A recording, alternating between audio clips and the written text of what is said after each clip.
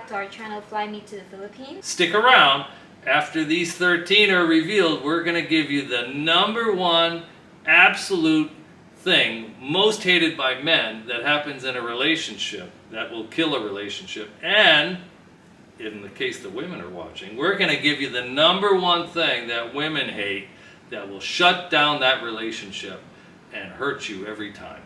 So let's begin. The 13 reasons relationships get extinguished when dating a woman or man from a different country or culture. You ready to do some work, Chrissy? Yes. First serious killer is communication barriers. Especially when the man and the woman comes from different cultures and different countries. Different styles of communication. Yes. What if people point with their lips like here in the Philippines? Yes. Especially when it's non-verbal communication. Yeah. You know, in your local language, Cebuano, yes is oh, or oh. And so you say, did you turn off the stove? And you don't hear, yeah, I turned off, affirmative, I turned off the stove. You hear, oh. And you're not like sure if the person really heard you or not, or if they said yes. It's kind of an interesting thing. So it takes a little getting used to, especially if you're worried about the house burning down. The very serious thing is expressing emotion. Honest communication or open communication with your partner is very important because there might be a body gesture or facial expression that you are performing and you don't know it's already a negative action towards your partner. You know, Chrissy, when the whole COVID thing happened and people were all wearing masks, and you didn't have to worry about somebody reading your face if you were being judgmental. 2, different cultural expectations around relationships. Conflict resolution style, that's a really big one. Different cultures may have distinct approaches to resolving conflicts ranging from direct to indirect. Family or social expectations. Cultural expectations related to family involvement, roles, responsibilities. Lots of people are familiar with this problem.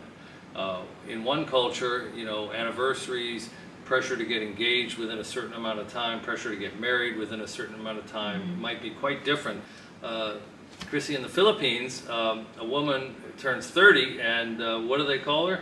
A leftover. And what are the cultural expectations for her if she gets in a relationship? She's expected to be married. And you know, Chrissy and I, we're engaged and we want to wait a year before we get married, but like I had to take into consideration that in the Philippine culture, and Chrissy comes from a very religious background, that there's a lot of pressure to wrap things up within a year or two, whereas in the West we might date for 3 or 4 or 5 years, get to know each other before we actually got married. Yes. So that's something to take into account in other cultures. Potential misunderstandings due to language differences, especially when the Western will marry a Filipina. Obviously, you will have 2 different languages. Well, this is a big plus for the Philippines. You know, people always say that the main advantage of dating someone from the Philippines versus Thailand or other Asian countries is the language. You have a much better chance of not having language difficulty. However, English is really your third language, isn't it? Yeah. And Chrissy is quite educated and speaks English, I think, in the top 5% of all Filipinas. So many, many men are going to meet women who maybe didn't go to college, but they're very bright, but they don't really get opportunities to speak English. Chrissy, when you're at home in Pagadian, Mindanao, how often do you speak English? We just use English terms when it cannot be translated to our dialect or even in Filipino, because there are a lot of terms here in the Philippines that in English. So that is the only time that we will use English. But if we're gonna say in our daily communication with my family and any other people, we don't use English that much. But when you're out and about, the signs are in English, the store prices are in English, the menus are in English. Yes, but you will communicate with people around the store using our own dialect, even if all the signage and all the words that you can read. So you never speak English to anyone? Like months could go by, you would never speak English to anyone? No, never. So if you go on an online dating site, you're all of a sudden talking English. Yes. So we can only speak in English if we are in school, and then we are obliged to speak in English because our subject is in English. So that is the only time. And then for for a person who never go to school anymore and it's already working, even in our work field, we don't use much English. When you talk to your coworkers. Yes, Okay. even in our boss. Right. So when I walk into a restaurant and the menu's in English and the signage behind the counters in Yes. English, and I say, I'd like a cheeseburger, the person may not have heard much English in the last week. Yes, maybe the most important for her is to know what is the order that you want to have. But those extra words that you're saying, she's not or he's not really Yeah. focused to it. So the intonation, the accent, Yes. and the tone. So there's really a very different level of English proficiency you're going to run into here in the Philippines. And this Yes. idea that everybody speaks English was my biggest surprise when I got here. I think that's why so many women who work in call centers end up participating in online dating sites. Number 4, variations in dating customs and traditions. You know, what is normal in the West, Yeah. you might think after buying someone a fancy dinner and spending 1 or 2 dates, they're gonna, go home with you. But in other cultures, it might be you need to marry them before they go home with you. Women here in the Philippines are not as liberated as the women in the West. But in this modern generation, I think there's a lot of Filipina that already adopted that, being liberated. But you should not assume that all of the Filipinas are already liberated nowadays. There are also So a lot of the pace of Filipinas. dating, it's kind of interesting because a lot of Westerners have experienced where a Filipino will want to be engaged on the 3rd date. Because Filipinas don't date multiple people at the same time, right? Yes, because it's very degrading to a woman to date multiple men at the same time. And so it's quite common when you have a successful 2nd date that the Filipino will say, well, are we an item? Number 5, family and societal expectations. What do you think the typical Filipino family has in their mind in terms of expectations when a member of the family starts to date somebody from a Western culture? Each family has different expectation because, like for me, I'm just gonna set myself as the best example. My family expectation about me dating a foreigner guy is good. They don't expect much. Before, when a woman will date a foreign guy, the family will expect financial assistance from the partner and this and that, and then building a house, buying properties. That's the family expectation before, and I think there's still expectation about that right now. But in my case, I don't feel it yet. I don't feel any pressure from the family. Maybe from the society, from the friends, because you cannot control the expectation about you. And yeah, sometimes it's a pressure. There will be pressure. Is it a pressure to conform with this notion that you'll bring your family to the West, you'll buy your parents a house now that you're dating a Westerner? Maybe if I listen to them, it will be a pressure, but I tried not to. Number 6, differences in religious beliefs and practices. Now this doesn't just get in the way of relationships between different countries and different cultures. Back in the United States, or where I'm from, it can be a relationship killer, and Yes. it's a big problem. Grandparents always seem to be the people that kind of upset the apple cart when it comes to enforcing these religious doctrines on people as who you should marry. My grandparents, they wanted my sisters to marry somebody from the same religion. That was just drilled into my sisters. So it's not just between culture. In some ways it can be easier because you're so different, you're from a different country, having a different religion might kind of come with the whole package. But on the other hand, it can be quite difficult. Families, they take their religious seriously, and Yes. if you meet someone or bring someone home who's a different religion, well, you've got a real battle on your hands sometimes. Yes. So actually, it is very helpful if you will be very honest at the very first level of your relationship development. You should be honest. What is your belief are, and you should also make your partner open up about her beliefs, and you have to talk about it before you go farther. You could waste a lot. I mean, Yes. like we talked about it early on. I think it's Yeah. really good advice. Like, you don't want to fall in love and get way down the road, and you're racing home from third base to slide into home, and you find out that the religion's a deal killer. You know, everybody's got, you're supposed to have a list of must-haves, nice-to-haves, and deal breakers. And many, many people have religion on their deal breaker list. And so you want to find out what those deal breakers are. Yes. And don't go too far into a relationship if you're going to run into a deal breaker. Number 7 on our list of the 13 relationship killers, concerns about long distance relationships. Yes. So you might have met somebody from a foreign country. Maybe you're on vacation and you meet another tourist and you hit it off and you have a great romance in Rome.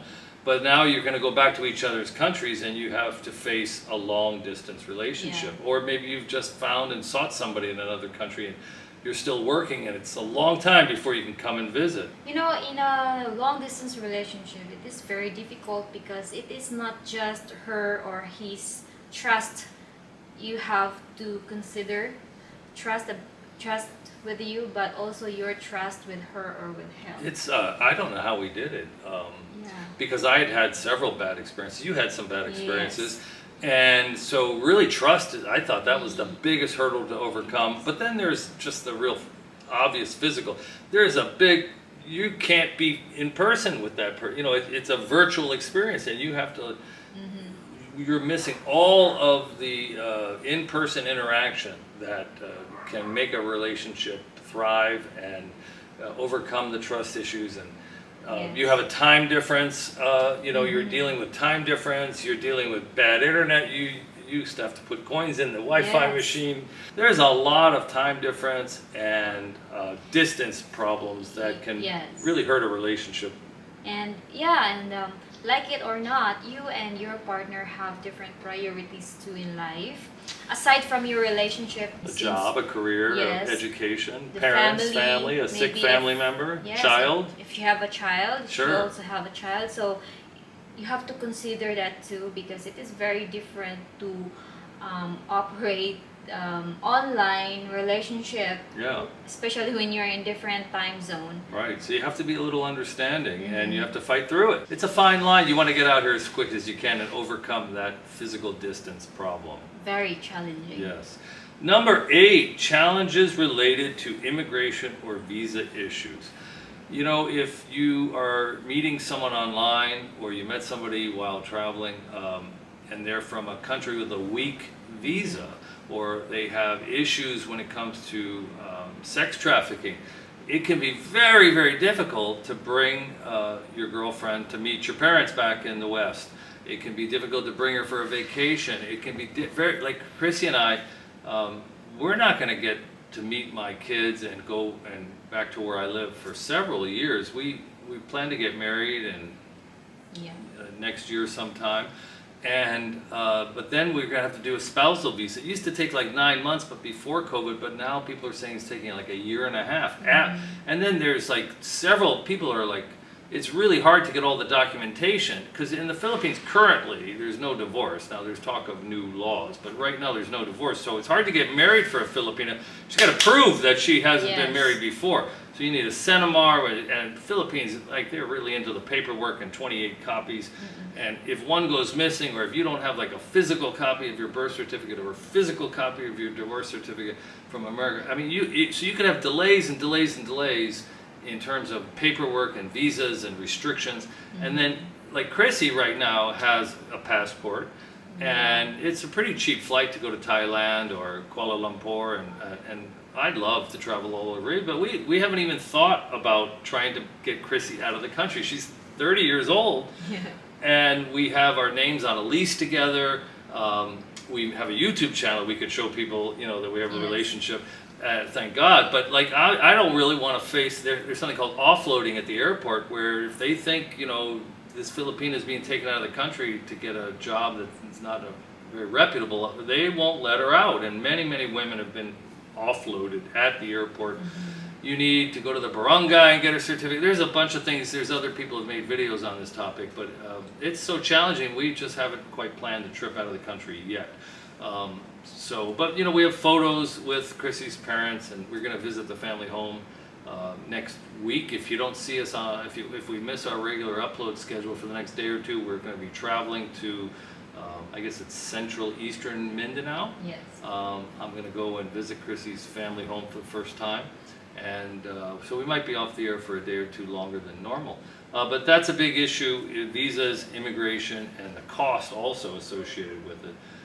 Number 9, Chrissy, judgment and stereotypes from others. Now, not only am I from a different country and a different culture, but I'm 37 years older than you. Yes, our age gap. Yeah, and and here in the Philippines, of all the countries, we get less stink eye here. We really don't get any stink eye at all. It's amazing, and it's so nice, because I know that in other countries, if you have an age gap as large as ours, people are going to be very, very judgmental, and there's going to be remarks and stink eye, and there's going to be,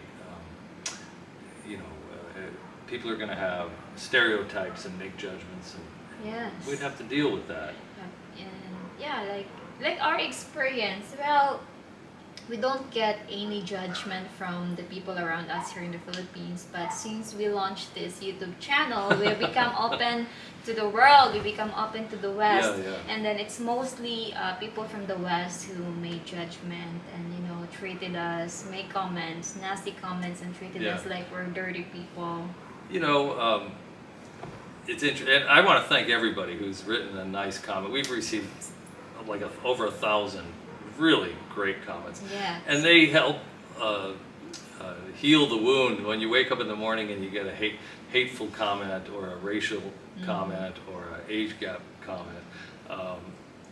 No matter how much of a steel jacket you put on when you got up, it hurts a little bit, and you can start your day in a down mood. But very quickly we read all the other comments, and they're so positive. But people do have their opinion. I always tell Chrissy, when somebody hands somebody a bag of dog poop, they need to hand it to somebody else. And sometimes, when they comment, they're just handing us their dog poop. So don't take it too personally. But there's so many positive comments, and so thank you for everyone who has commented. But it basically, in this area, there's family resistance. And we haven't had family resistance from your family. Now, my family, we experienced some resistance, and we're in that period where we think they just need to kind of digest. And the fact that I've launched a YouTube channel has not helped. We made some progress, but then I think we took like 2 steps forward. The launching of the YouTube channel was 1 step backward. In terms of family resistance, it's been more on my side, but I'm very hopeful. My kids all have really good heads on their shoulders, and I always say, if they see me living my best life, and they see Chrissy and I have a solid relationship, they're going to come around. And I mean, they're going to be there when it counts. 10 on our list: differences in food preferences and dietary restrictions.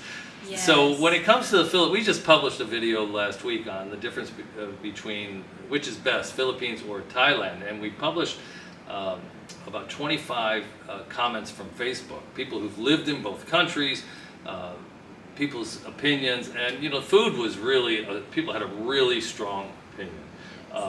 When I was coming to the decision to give the Philippines a chance, I was worried about the weather and the food. And it turned out the weather wasn't, we're living at 700 feet of elevation. The dogs are more of a problem than the weather. But the food, there's access to good food here. It's not quite as cheap as it is in Thailand. The food, I eat like an American diet here. I don't eat a Filipino diet. I eat American food. If I was in Thailand, I would eat Thai food almost round the clock. This morning you made shrimp and morning glory with a little soy sauce. So that was sort of like an Asian type dish. But for the most part, I eat a Western diet. We go to the stores where you can get real cheese. It's hard to find. We get rotisserie chickens. We buy salad, which is expensive here. Lettuce is expensive. Tomatoes, cucumbers. But I eat an American diet. But if I was in Malaysia, if I was in Thailand, I would eat the local diet. I'd eat the street food. So that is... But Chrissy likes all kinds of bizarre foods that... As a Filipina, that dating a foreign guy, that is one of my fear. To be paired with a foreign guy, especially Rob, because he's very watchful of his diet. Number 11, cultural differences in expressing emotions and affections. some women might feel their foreign men are cold fish, that they don't really express their love, their affection. They may be unsure if they're on solid ground because they don't hear from their man. Or men may feel the same way towards their women because the women, are withholding their emotions. What do you think about this issue of how different cultures express their emotions and their affections? We have different ways of expressing our emotions and our feelings to each other. Yeah. But then, if you will be together for a very long time, you will be able to understand each other's way of expression, and also you need to have this open communication and talk about it so that you will understand more. Well, it seems to be the universal cure for all these problems is figuring out a communication style that works. I think when it comes to affections and emotions, people are afraid of being misunderstood. And think about the Filipina. The Filipina wants, like on the second date, she wants to be engaged. There's a problem for a Western man. Like he just got off the airplane and he probably chatted with a woman in Cebu City, one in Dumaguete, one in Manila. He gets off the airplane in Manila and he kind of likes this girl. He takes her on a second date and she's like, when's the wedding date? Let's meet the parents. Did it make you feel like that? No, I don't think so. I knew that I was head over heels for you, so it wasn't really an issue. But I think that when a man is just getting to know the woman, we talked for quite a while before we met. But if a man only talks a little bit, he's busy, he's traveling, he doesn't have good communication maybe, and he shows up, and all of a sudden, you have to come to my family home. You have to meet my brothers, my sister, my uncles, my parents. You have to go through this promise ceremony. Yes. It might be overwhelming for a Western man to be so committed so early in a relationship. Yes. But that is a Filipino custom in a way. Yeah, traditional custom. Yeah, and from a Filipino standpoint, the man, he's like his culture be non-committal. Like you don't want to get engaged after the second date. You don't want to promise the girl and break her heart if you haven't figured it out yet. So I think that could be a real problem when dating in other cultures. So you must be careful also of treating the woman. If you're not really sure about her, don't show her a lot of that will make her think that you are really into her. So yeah. Number 12 on the list, Chrissy, is understanding each other's humor. I have a son, and many years ago he was single and dating, and I gave him this advice. Don't go to when you're texting, you're just trying to get to know somebody else. No humor, humor, because humor has a very, very small upside. If you're successful, the person thinks you're humorous or witty and they laugh. But if the joke doesn't go well, there's this big downside to being humorous and perceived wrong. Yes. And people will hold you to account and have a very strong negative feeling when that joke is misunderstood. So there's very little to gain from being humorous and a lot to lose. When you cross cultures, it's really even more true, I think. Yes. Can you think of any jokes that I told that you didn't get the humor? When you joke about money. Yeah.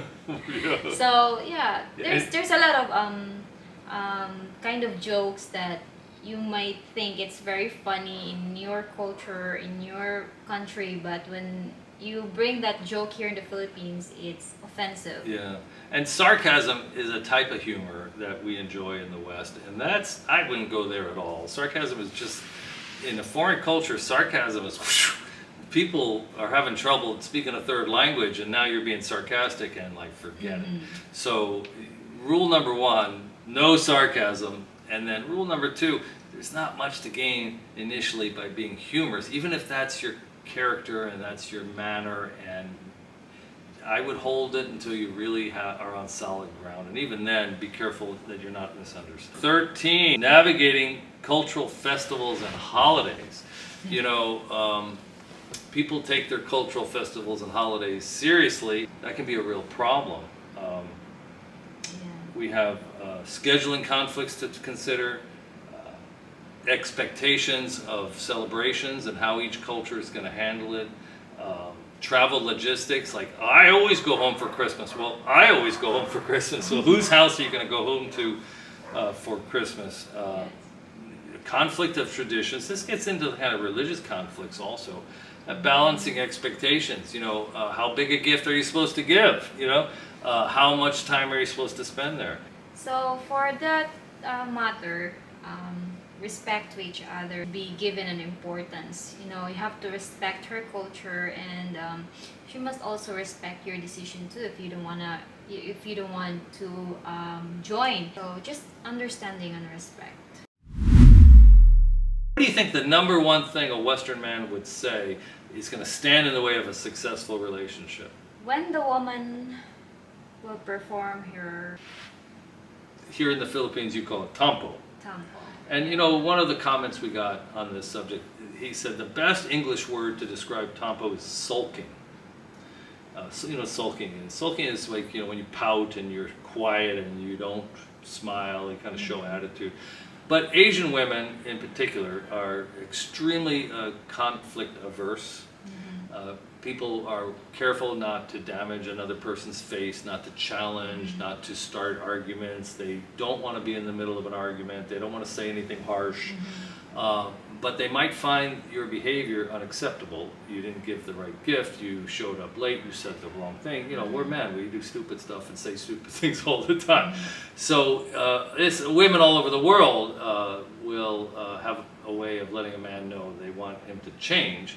But in Asian societies, it's sort of a cultural thing to perform tampo. Now, Chrissy, what do you think the number one thing women absolutely hate about being involved in a relationship with a Western man? Being disrespectful. Disrespectful. What about drugs and alcohol? Well, that's my deal breaker. See, that's so this is what we want to get to. We want to get to the deal breaker. Like, my deal breaker is tampo. If the other woman's got a bad case of tampo, I'm out. I didn't want to get in the first place, and I don't want to find out later. And I think, you know, what you're saying is your deal breaker is drugs and alcohol, or even gambling. So it's addiction. Yes. And these addictions require money. And what happens when the man, Chrissy, is using funds for alcohol, smoking, gambling, and other addictive behaviors? Then all of a sudden the family finances are brought into. Yeah. So how does a woman react? Big discouragement to a woman. The average Filipina, she's going to put up with a guy who wants a couple of beers and might smoke a cigarette here and there. But she doesn't want someone who drinks to excess. Yes. Or gambles and has a gambling problem. Yes. So do you think a Filipina woman and her family will put up with a Western man who drinks to excess and spends more money than he should? Maybe those women also that are drinkers that want to join him. So if they like to party. Yes. And I think a lot of Filipino women are more than happy to put up with a reasonable amount of alcohol consumption. Well, Chrissy, any other thoughts on this subject?